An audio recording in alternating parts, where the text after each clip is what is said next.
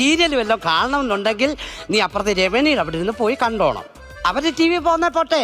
പിന്നെ അവിടെ ഫ്രിഡ്ജോ മിക്സിയോ ഒന്നും ഊരിയിടാൻ നീ പറയണ്ട. മനസ്സിലായല്ലോ?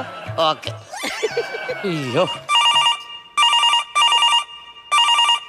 ഹലോ ഹലോ, അതെ വർക്കലെന്നാ വിളിക്കുന്നത്.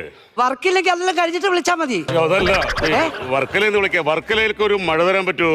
വർക്കലല്ലോ എന്നാ അത്? ഈ മാസം 24-ാം തീയതി 8 മണിക്ക്. 24-ാം തീയതി വർക്കല ഒന്ന് നോക്കോട്ടെ. അയ്യോ 24-ാം തീയതി പറ്റത്തില്ല കേട്ടോ.